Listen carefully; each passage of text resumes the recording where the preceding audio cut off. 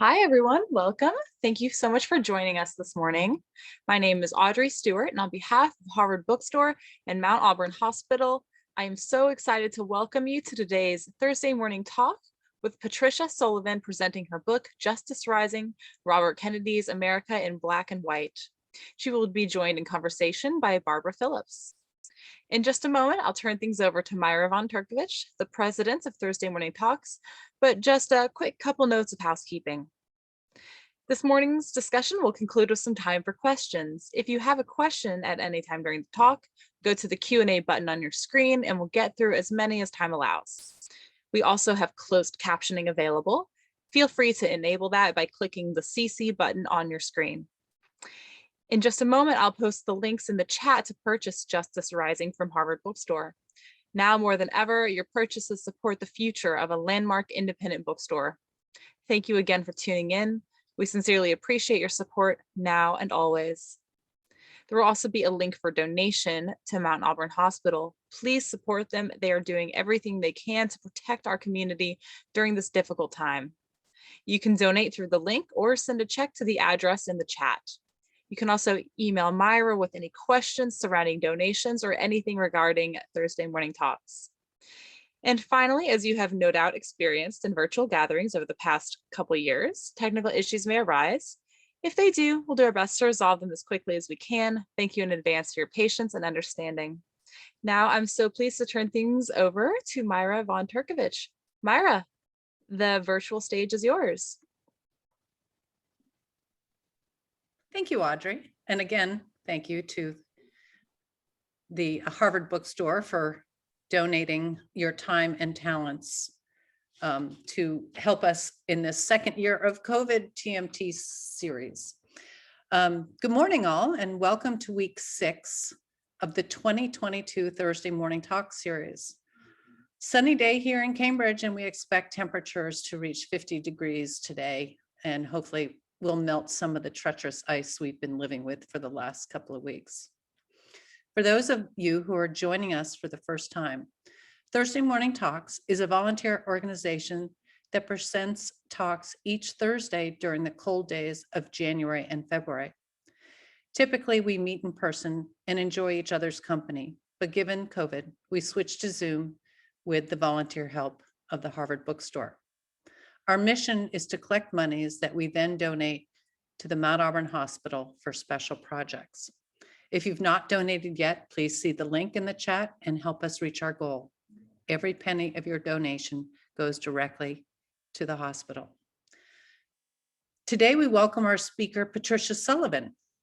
Her guest is Barbara Phillips, formerly a Ford Foundation Program Officer in the Peace and Social Justice Program, responsible for grant making nationally and globally related to women's rights. Prior to joining the foundation, she was an associate professor of law at the University of Mississippi School of Law, Spaeth Fellow at Stanford Law School, and civil rights litigator for 18 years. Barbara is a member of the board of directors of Women's Environment and Development Organization and a member of the Community Advisory Committee to the Center for the Study of Southern Culture, University of Mississippi. And our main speaker, Patricia Sullivan, is the author of several books focusing on the African-American experience, race, politics, and the history of the civil rights movement. Justice Rising, Robert Kennedy's America in Black and White, was published by Harvard University Press in June of last year. Her other books include Lift Every Voice, the NAACP, and the Making of the Civil Rights Movement, which Henry Louis Gates Jr. describes as a major contribution to our understanding of the political and cultural history of African Americans, indeed of America itself. Patricia and Waldo E. Martin Jr. are co-editors of the John Hope Franklin series in African American History and Culture, published by the University of North Carolina Press. Patricia is currently the William Arthur Ferry II Professor of History at the University of South Carolina. Welcome, Patricia, and thanks for joining us, Barbara. Have a good time. Thank you. All right. It's so good to be with everyone this morning. Yes, indeed. And good morning to you, Pat. Well, good morning, Barbara, way down in Mississippi. I'm very excited about having this opportunity to talk about your work and in particular, this book about Robert F. Kennedy. But I have to ask you something first. You know, your beat as an historian has been race and the history of the civil rights movement. You've written about everything from immigration to Paul Robeson to the NAACP, and you've dug into the heart of the movement itself. You know, your books are filled with complexity and the interconnectedness of people and issues. You bring in people. Your books are so alive and accessible. So I have to ask, what's a nice white girl like you doing in a place like this? You mean with Robert Kennedy? Oh, and with all of it. Oh, of course. No, that is a great question. And you know, it has a long answer, but the beginning is really interesting. I mean, you know, I am the granddaughter of Irish immigrants, and I went to graduate school wanting to study immigration history. And I had a professor at Boston College who was just starting a biography of Paul Robeson, who I didn't know anything about.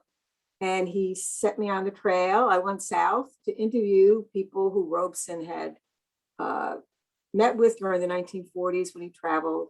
And actually, you know, we were talking earlier about how we met. I mean, that's when I met Dorothy Burnham. I interviewed this amazing, you know, it was a generation of Black and white people who really began this sustained organizing around civil rights in connection with the New Deal programs, with the NAACP, Popular Front, Labor. And so that was the start. And my goodness, that's, you know, 40 years ago. And I've been learning and studying ever since. But I think one thing that it brought home to me, and Derek Bell said this to me once years later, that to understand America, you have to begin with the Black experience. It opens up American history in ways that is so critical to understanding who we are, how we got here, and you know, the changes that have been made, all of it. So I feel very lucky that early on I met Paul Robeson and through Andy Bunny and got started. I envy that. Now getting to this book, why a book about Robert F. Kennedy? I mean, don't we already know everything about the Kennedys? Well, we think we do. And again, I never intended to write a book about Robert Kennedy. That was not something I aspired to do. It's a book I really kind of came into through my earlier work. And when my work on the NAACP, which is my previous book, really looked at the period from the founding in 1909 up through the 1950s. And it really opened up the racial struggles in this country and the national dimensions of them as people migrated, you know, starting in the early century, and really transformed the demographic of the country. And by the time we get to 1960, when I really end that book, nearly half of African Americans live in the North under terrible conditions. There's segregation, poverty. So there's sort of a national frame. And I wanted to look at the 1960s, take a fresh look that sort of got out of the civil rights, Black power dichotomy and looked at the dynamics of race and politics through the 1960s. And as I read around and thought about how to approach it, Robert Kennedy kept sort of popping up.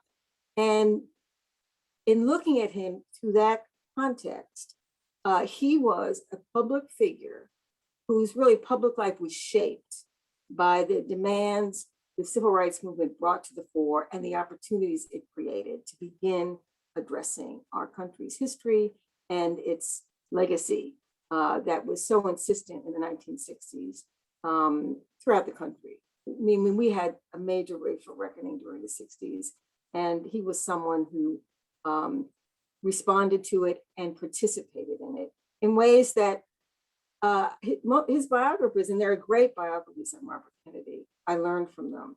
But this issue is sort of sidelined. And I think depending on the questions you ask and how you see the historical framework, you get a very different story. So the book is really, it's biographical, but it's really looking at him in the context of the way the Black freedom movement, the civil rights movement is really opening up the country and changing it in many ways. And the way the country's responding. Yes, you know, when I picked up the book to read it, I was expecting yet another biography of Robert Kennedy, and I learned so much from this book about the 60s. Exactly, I think you accomplished your mission extraordinarily well. So for those listeners who think, you know, they're tired of the Kennedys, this is really a history of the United States. From 1960 through 1968, with insights that we don't get from other more cabined explorations of that period. As I read this book, I was surprised that you upended some of the commonly accepted wisdom about the Kennedys and about that era. Would you talk about the courage you had in saying some of the things we thought we knew were wrong, such as that both Robert Kennedy and his brother, you know, had to be compelled, had to be pushed, really had no agency in the direction of things. They simply responded. That's one of the things you said, maybe that's not exactly how it was. No, and I mean, I was one of those historians who just kind of really didn't see them as significant. And that's well, they, you know, moved when they had to. And of course, that's not the case. And that's the great thing about being a historian. You start digging around and listening and asking different kinds of questions. And the evidence is there, but you have to, you know, have the questions. And I think one of the most revealing interviews that I read was one with Thurgood Marshall, which is in the Kennedy Library, which the Kennedy Library is such an amazing resource. And the oral histories that they conducted in the 1960s through the early 70s are just invaluable. But Marshall recounted how in April of 1960, when John Kennedy was running for president, President Kennedy reached out to him, I mean, not President, Senator Kennedy, and asked him to come have lunch with him in his Senate office. And Marshall went for lunch. He said, I was there all afternoon. He said he understood everything about the school crisis in the South, voting statistics. And what Marshall came to see is that he understood, he understood what needed to be done. And he felt that if he was elected, he would do what he could do within the frame. And that's revealing. So he sees, and then the question, what brought him to that awareness? But the point he does. Now he's running for president, he wants to win. But both of them, I find by the time they get into office in 61, they're ready. And again, there are constraints, there are challenges, but John Kennedy selects his brother to be Attorney General because he knows he would be able to move on this issue. And I think, as you're probably aware, Barbara, in your work in civil rights, I mean, the Justice Department that Robert Kennedy built from the get-go was extraordinary. You know, he quadrupled the number of lawyers in the Civil Rights Division. He created a field team of people to work on voting because they had some federal power to litigate voting cases prior to the Voting Rights Act. So that just took the lid off. And then, of course, I talked to our dear friend, Bob Moses, who worked with John Doerr and Burke Marshall in the South. So you start to see these connections and you start to realize, you know, to move this country forward at this moment in history, and we can think about our current moment, you know, you've got to find the ways, find the levers, and this sort of synergy between the movement and this administration is really powerful and does create, I mean, President Kennedy is assassinated in 1963 in November, but everything's in place for the Civil Rights Act and the Voting Rights Act by the time. And of course, Johnson carries on, but this Justice Department carries on as well. So that's just one example. And then of course, Robert Kennedy goes on beyond that and has a remarkable career, doesn't quite say it, but as senator and public figure in his own right after his brother's death is really was such a revelation to follow that and to see him interface with the challenges that emerged after 1964. Yes, you're mentioning this interview with Thurgood Marshall pushes me to ask how you dug into the unusual sources. One of the reasons that your book has so much to offer us in terms of new insight is that you went and as a scholar did research and unearthed information that is sitting there but had not been accessed and interpreted in our understanding of the 60s. Can you say something about that? Well, I think, as my training, I mean, my work in the field, I mean, I knew that Black press was a treasure trove. I mean, the Black press, amazing newspapers that are following developments and responding to things. That was critical. Oral history interviews. I found a treasure trove at Harvard. Time magazine put their collection. They had reporters all over the country during this period. People like Calvin Trill and young people who they put out into the field just to report on things, and not most of it doesn't make it into the magazine, but they're just they're in the field. Yeah. And at Houghton, this collection, they had reporters in the South when the sit-ins broke out, and these young white men, right, figured out that the leadership was at Black colleges. So they go in the spring of 1960. They talked to Marion Wright at Spelman. They talked to Diane Ness at Fisk. They talked to Marion Barry. They talked to, and so you have this in the moment, what these young people think they're doing and why. And people say it was always more than a hamburger. I mean, they were ready to move. And it's, so that was wonderful. And so writing that chapter, I mean, 1960, the year that President John Kennedy is running, the sit-ins are happening. Bob Moses goes to Mississippi for the first time. And you just create this moment that is so rich and is going to really be so pivotal in opening this up and shaping what will follow. So that's sort of just one example. But again, you start hunting around, and I was a fellow at the Hutchins Center then, and I had a great research assistant, and she came upon this collection. So there's lots out there. Yeah, for some of the people who have joined us, it was Ella Baker, one of the great organizers of the movement, who explained to young people that the sit-ins at restaurant counters were about more than a hamburger. Mm-hmm. And there's a talk she gave on that that's just brilliant.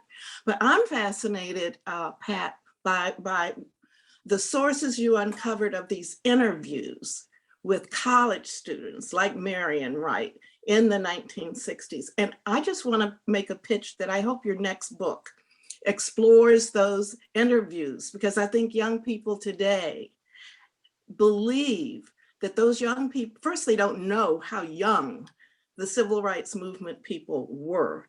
And they have this amazing idea that they knew what they were doing. And it immobilizes some young people today. So I hope your next book is to look at what those what the young activists had to say back in the day.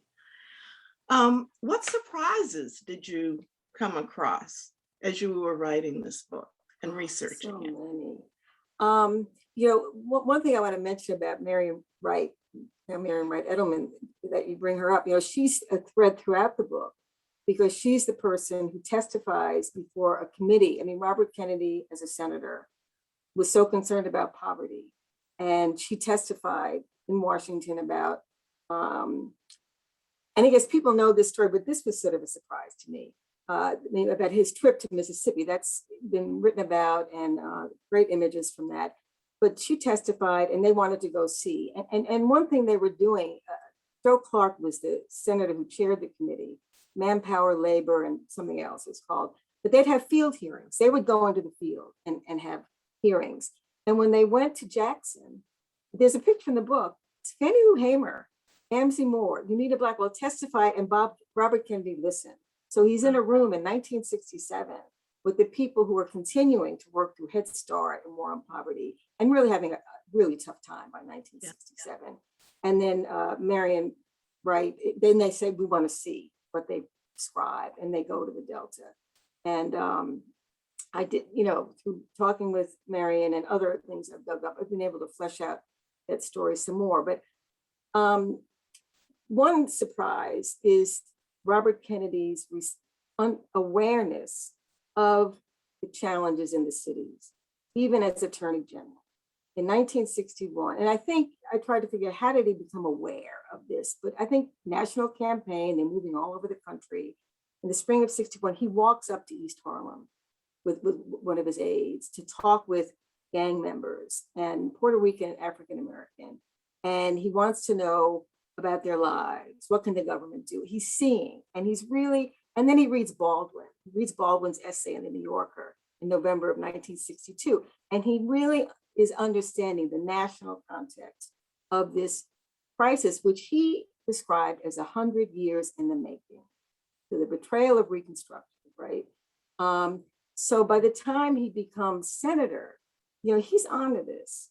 And when the Watts rebellion happens, and there's this huge call for law and order, and it was just devastating, 5 days, I think 43 people killed, it was close to that amount of destruction, but and he said, when the response across the board was law and order, he said, how can you ask Negroes to obey the law when the law is the enemy? It has always been used against them. So he's not advocating, rebellion, but he is saying you need to look at the causes. You need to look at, and as a senator through the rest of his public life, he is pushing attention, going, seeing, pressing for a more robust war on poverty, a more targeted war on poverty. And in this way, and this was a really interesting thing to map out, he aligns with Martin Luther King. They had sort of a distant relationship in Europe, not hostile, but they were working in. But by the 65 onward, they are, really seeing the kinds of challenges and also the impact of the war on what needs to be done at home. So those are some of the things that really were eye-opening to me, and just to watch this growth in the context of the movement, the civil rights movement and what it opens up, nationally. Yeah, I was fascinated. You quote someone in your book as saying about Robert Kennedy, he went, he saw, he listened, he grew. And your book takes us on that journey with him of seeing and listening. And you've just mentioned the hearings that he held as a senator focused on the crisis in the city. Many of us would think him to be the least likely senator to hold those kinds of hearings. So his issues were poverty, economic inequality, systemic racism, and the issues of today. How do you, and you mentioned an article he wrote for Look magazine called Suppose God is Black. I mean, how did he come to that? Well, the timing of that article, it was really important. He traveled to South Africa in June of '66, invited by anti-apartheid student group, which Margaret Marshall was a major part of. In fact, Margaret Marshall, a former Chief Justice of the Supreme Court in Massachusetts, was his tour guide. She traveled with him. Tour guides, as an event. She took him through, and he traveled all through the country, visiting towns, townships, so that was really a remarkable trip. And he opened up. He came into the airport. She was there outside of Cape Town, and he said so many people found their way out to this place, all races, right, waiting to greet him, and so that it was for him a remarkable experience. What he saw, talking to people, seeing conditions, going to Soweto, giving that amazing speech, which is referred to as a ripple of hope, and then coming back to our country in June. That June was the Meredith March. And James Meredith, who the Kennedy administration had been involved with the desegregation of Ole Miss, was leading a march through Mississippi to try to encourage people to vote. Because even though the Voting Rights Act had passed, they really didn't send down registrars in large numbers to federal observers to be there, in these situations in the Deep South. So Meredith is shot on the second day of his march and hospitalized. And Stokely Carmichael, Martin Luther King, and others continue the march. And the violence that greets them on this march, I mean, it's, again, writing about that was, okay, so we have the Voting Rights Act, but here you have, Mississippi. And it was during that march, after particularly when the police drove them off this campground on a Black high school where they were supposed to camp out for the night, he was jailed, Carmichael, and he comes out and he's had it. And he looks out at this crowd of people, many who had been with him in the struggle, in all of them, in Mississippi. People had died, been beaten for this vote. And he makes his pronouncement about Black power. And of course, Black power was not an uncommon concept by 1966. You had Lowndes County, you had people after the MFDP challenge in 1964 organizing in the Black community for Black empowerment.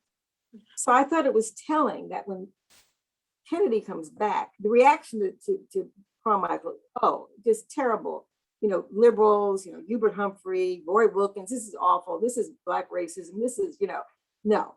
He, like King, they say, listen, it means many things, and they would not distance himself from it. Robert Kennedy said, surface integration isn't working. If it means Black empowerment, if it means Black self-determination, this is good. And then I think the fact that he called his article for Look magazine, and it was the headline, Suppose God is Black, I think that's a response in the summer of Black power to a country going crazy over this notion. and again, that's how he, I asked Peter Edelman, well, do you think, he goes, well, what do you think? I mean, that's not an accident. And of course, it really did reference a conversation he had in South Africa with an Afrikaner who tried to explain the biblical justification for apartheid. And Kennedy said, well, suppose God is Black and you get to heaven, and this is the case.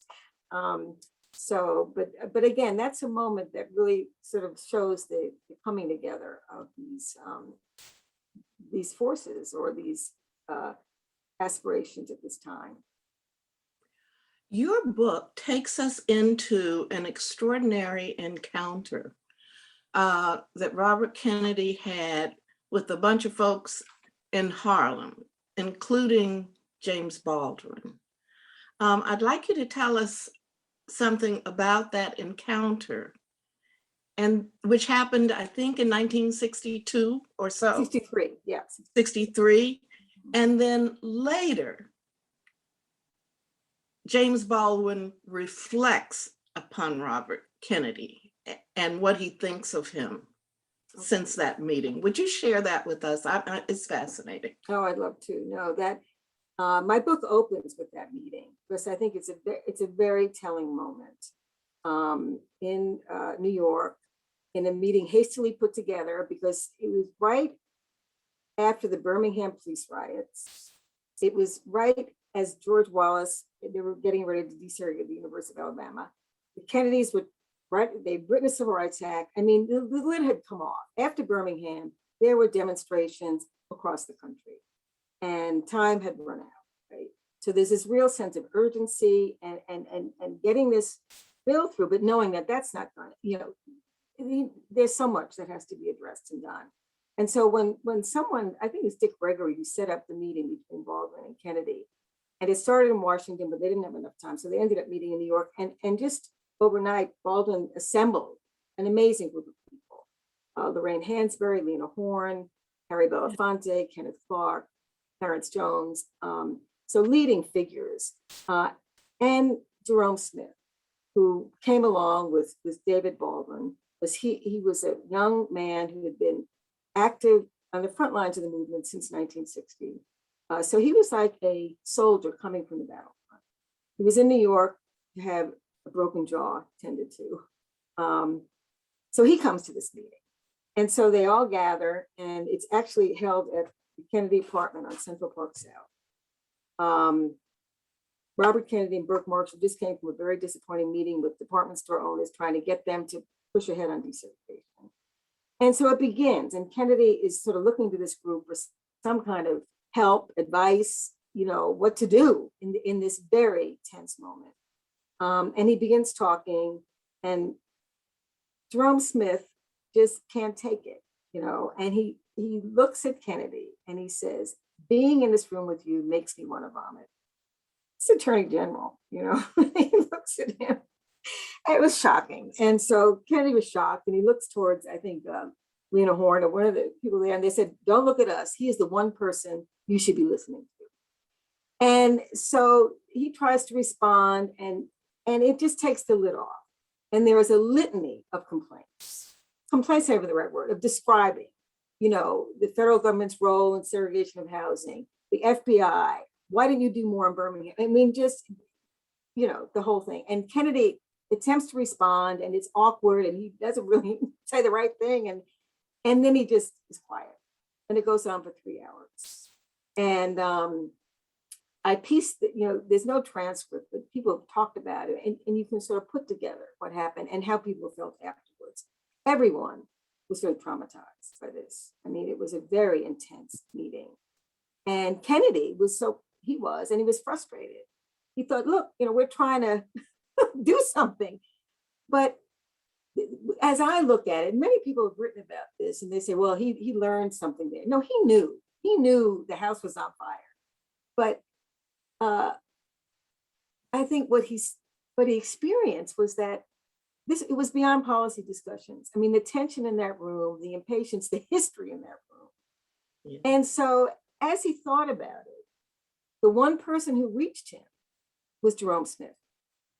Because at one point, Jerome Smith, Baldwin, would you go fight? Oh, no, I would never go. Why would I go fight in Vietnam when I'm here?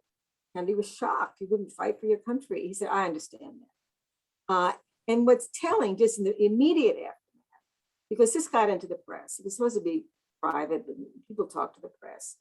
And some reporters asked Kennedy, will you meet with Black people again, like in a group like that? He said, of course I will. He said, they're not the problem. It's the white people who are denying Negroes their rights. So again, learning, growing. I mean, and you mentioned what I found at the very end of my research at the Kennedy Library. Right before they shut down, I was finishing the book, I found an interview that Gene Stein did with James Baldwin in 1970.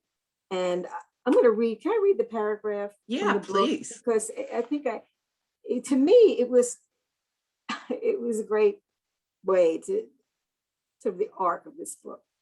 This is what Baldwin said to Gene Stein. I think things might have been very different in this country if we had not had so many assassinations. Baldwin regretted that he had not spoken with Bobby again after the May 1963 meeting. They saw each other one more time across a distance at Martin Luther King's funeral. Now that Bobby was gone, he reflected on what had been lost. Quote, he was somebody in the 20th century with enough passion and energy and patience, Baldwin said. Speaking of Bobby and his brother, he commented, quote, they both had minds that could be reached. He went on, Bobby may have been exasperated with those people at the meeting in 1963, quote, being hit against the wall and described as naive, but Baldwin said, at least there's some contact, some connection, there's dialogue, there's something that makes things possible. He concluded, Black people had a very different feeling toward government when Bobby and JFK were alive than we've had since. I can't repeat it too often.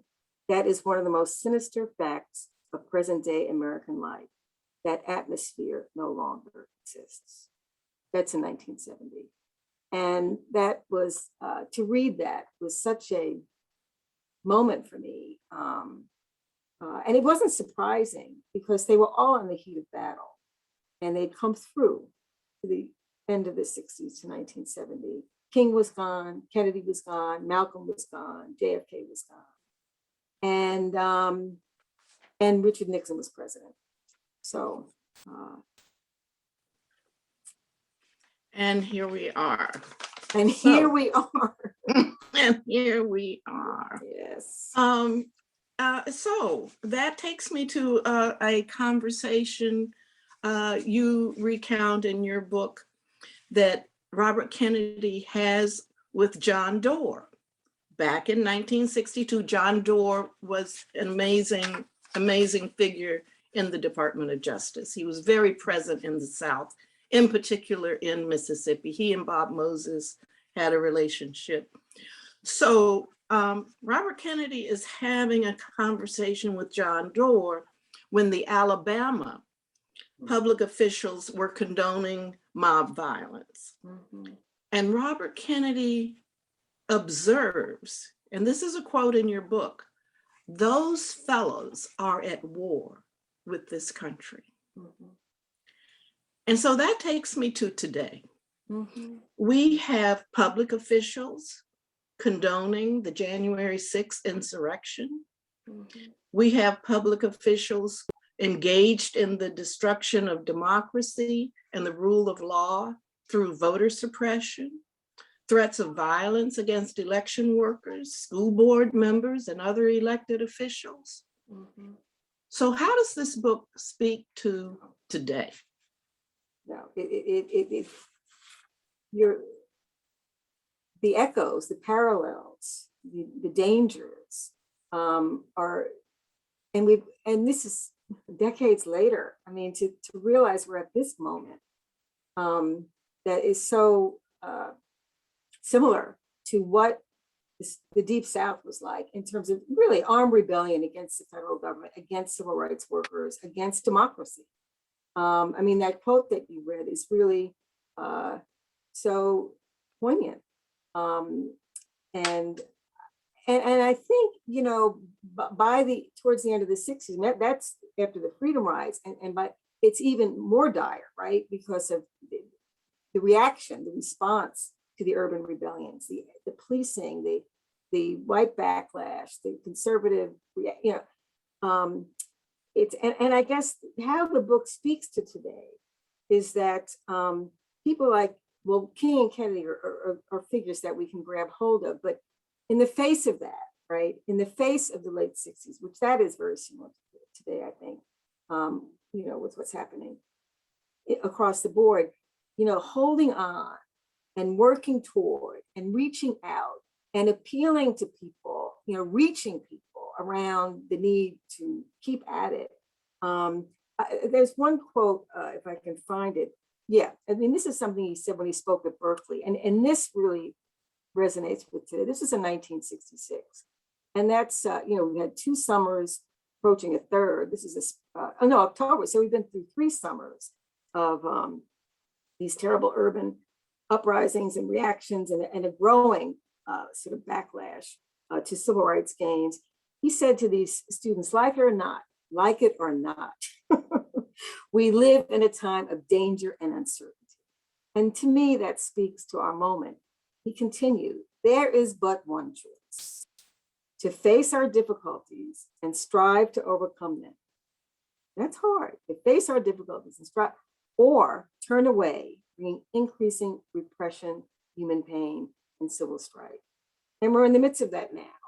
And the ways in which we face, you know, collectively, and really find the way to, as Charles Houston would say, keep the light burning. You know, we're at that stage. Keep the light burning is the challenge. And I think, as you know, Barbara, you've studied this history, you've helped make the history, that people have struggled in very difficult times in this country, and sustained and continued. And again, he said, there's but one choice, but to do that. And I think now that we're scrubbing history from school books, which is so, I mean, that's where you find your compass, right? And that's when you see things can really be bad, and people find a way, people come together, people strategize, people build movements, people organize, people vote, people litigate, and we need access to this kind of history now more than ever. And I think your point about studying these young people in the early 60s, I mean, through their voices, what they thought they were doing, why they were doing it, the risks they were willing to take is something that we need to pull forward and keep in the conversation and keep in our schools and in our history teaching. Well, I think, Pat, your book is going to be among the banned books, because this is precisely the history of our country that those who are in opposition to democracy don't want our young people to know about. How does that feel? I mean, I'll bet I will bet any kind of money that this book is on a list. How do you feel about that? I think of freedom schools. I think of freedom schools, education. Talk about freedom schools. I mean, look at it. And again, because you made that analogy, and there we go, going into Mississippi in the summer of 1964, right? For the freedom vote and creating freedom schools, because in Mississippi in 1964, it's like what we're trying to move towards today. You have history taught. I mean, that's how you grow people who are segregationists and white supremacists. People aren't born that way, right? They learn, they're socialized, they're educated, miseducated. And the freedom schools created a space. And I think, Charles Ogletree had Saturday schools, some years back, but education needs to be happening everywhere. And, but it's frightening, people taking over school boards and, a guy winning election in Virginia, advocating this sort of thing and misrepresenting what's taught in the schools. No, it's a front line, just like voting.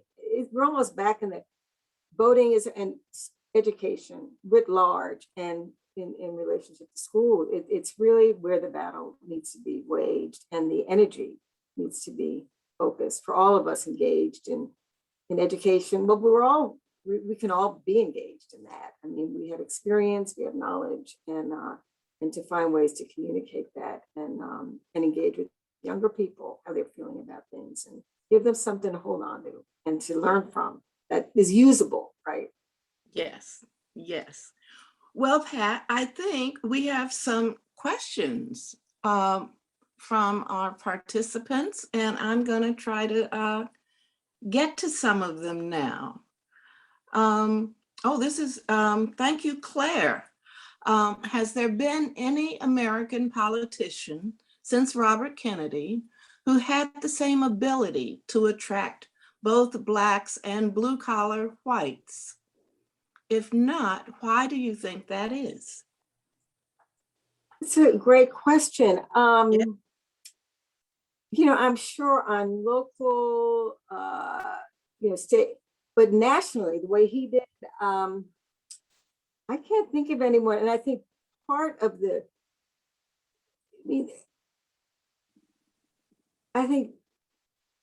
no, I don't think so. And I think it's a function of the kinds of changes that come out of the 60s and the changing role of the media, right?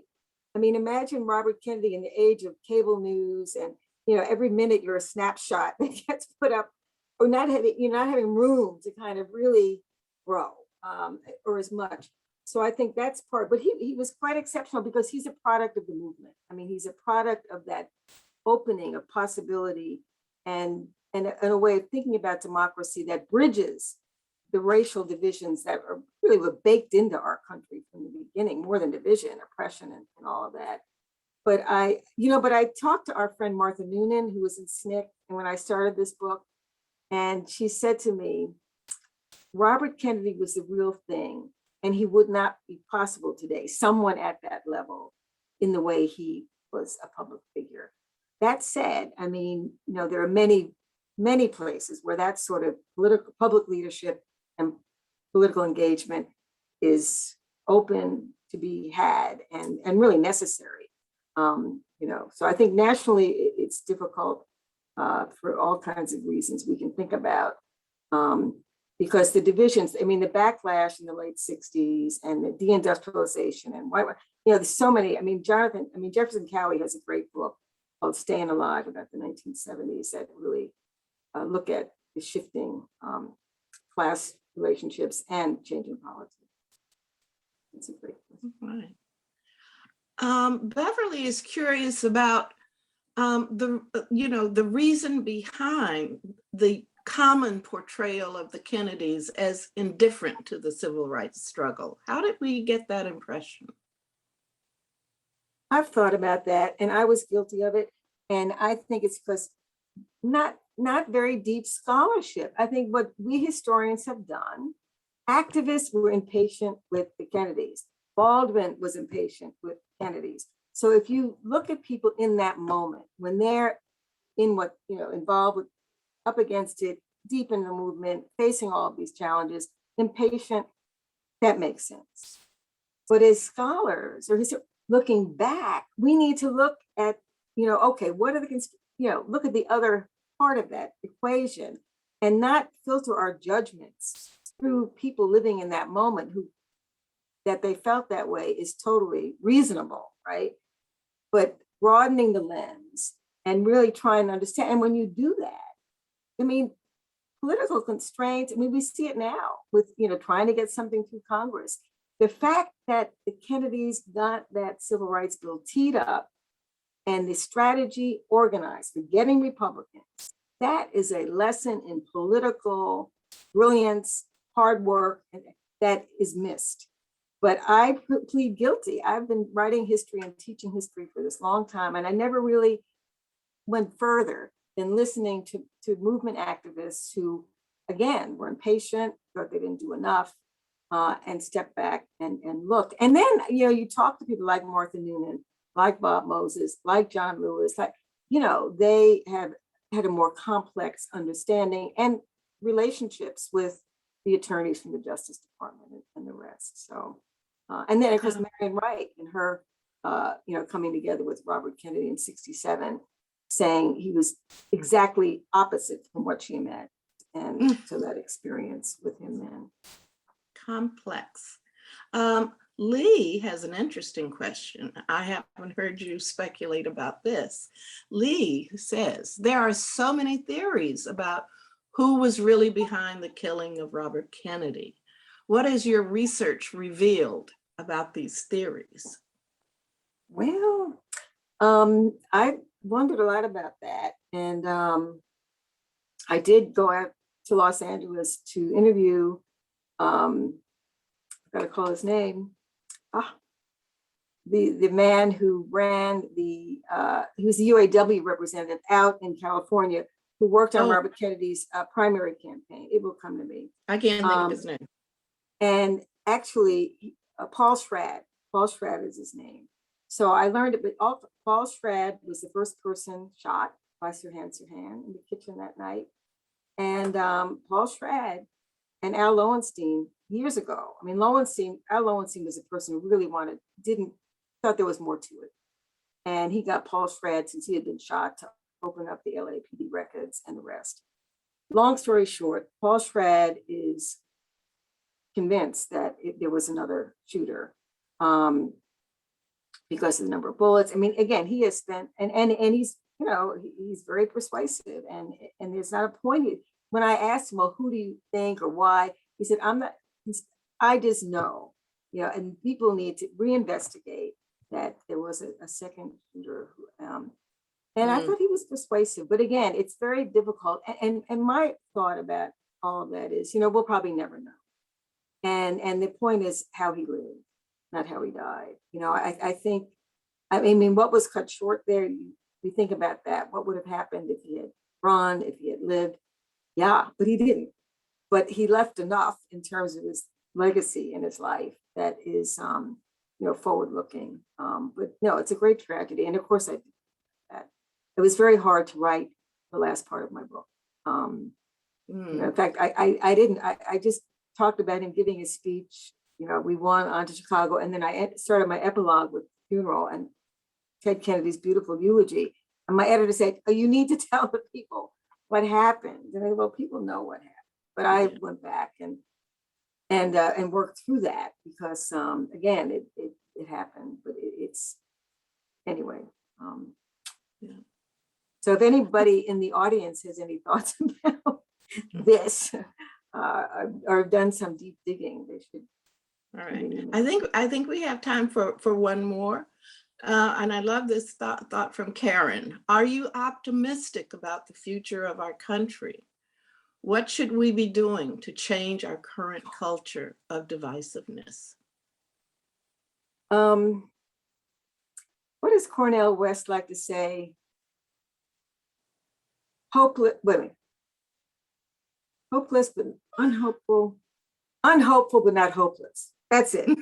And what did Baldwin say? You know, in the midst of it all, it's in the film "I'm Not Your Negro." They said, "Are you a pessimist?" He said, "How can I be a pessimist? I'm alive." That said, things look really grim, and I guess optimism isn't a word I would use too much, but I think again, what people saw in the late '60s, we're here. People listening today have had the opportunity for education, reading, knowledge. Use that. You know, we need to use that to think about, strategize, be involved. And again, as Barbara brought up about education and making sure young people have connection, not just to the awful in our history, and there's so much terrible stuff, but to the generations that we stand on there, the people who kept moving, kept working, you know, kept the light burning. That is the great Houston phrase. And that's when things can happen. I mean, that's what Baldwin said when he's thinking back about Robert Kennedy. What was it that made him such a vital public force and figure?